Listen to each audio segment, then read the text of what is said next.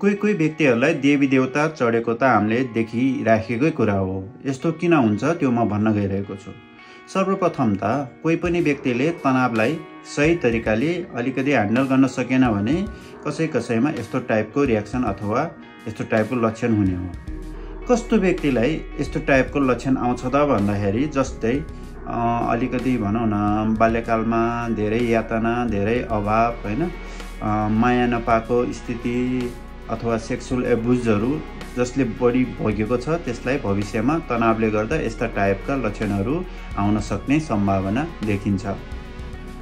जस्तै एउटा सामान्य इक्जाम्पल दिने हो भने जसरी एउटा प्रेसर कुकरमा धेरै प्रेसर भयो भने सिटी लाग्छ, त्यस्तै हाम्रो अचेतन मनमा धेरै कुराहरू त्यहाँ गडेर बसेको हुन्छ, त्यहाँ लुकेर बसेको हुन्छ भने त्यो बेलामा माथि आउन खोज्छ र त्यो व्यक्तिले चाहिँ त्यसलाई अलिकति डिल गर्न नसक्दा चाहिँ अनि यस्तो टाइपको रियाक्सन चाहिँ हाम्रो माइन्डले देखाउँछ।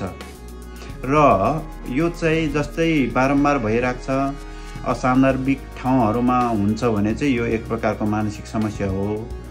तर मानव पूजाआजा भइरहेको ठाउँमा, मन्दिरमा, अब हेराउने ठाउँमा अक्कल झुक्कल कहिलेकाहीँ यस्तो टाइपको देवी देवता चढेको जस्तो हुन्छ भने त्यो फेरि कम्प्लिटली नर्मल हो, त्यसलाई मानसिक समस्या भन्न मिल्दैन। र यो हुनुमा के व्यक्तित्वको गुणहरू पनि हुन्छ, जस्तै जसको सजेस्टिबिलिटी भन्छ, जो हाई छ, अरूको कुराहरू इजिली ग्रहण गर्न सक्ने क्यापेसिटी भनौँ, अथवा हिप्नोटाइजेबिलिटी, जो चाहिँ इजिली हिप्नोसिसमा जान सक्छ, यस्तो टाइपको गुण भएको व्यक्तिमा चाहिँ यो अलिकति बढी देखिन्छ।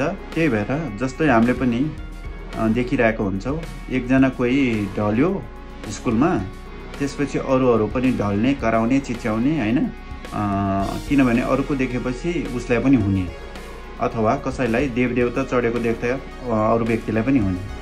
यो सजेस्टिबिलिटी र हिप्नोटाइजेबिलिटी गुणहरू धेरै भएको व्यक्तिमा यो बढी हुन्छ।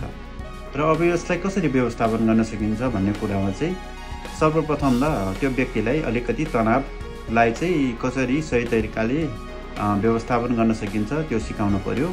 अर्को, यस्तो छोपेको बेलामा चाहिँ धेरै टेन्सन दिन भएन, यति गर्यो भने चाहिँ बिस्तारै यो कम हुँदै जाने हुन्छ। यस्तै स्वास्थ्य सम्बन्धी जानकारीमूलक भिडियो हेर्नको लागि कृपया मेरो च्यानललाई सब्स्क्राइब अनि लाइक गर्न पनि नबिर्सिनुहोला। धन्यवाद।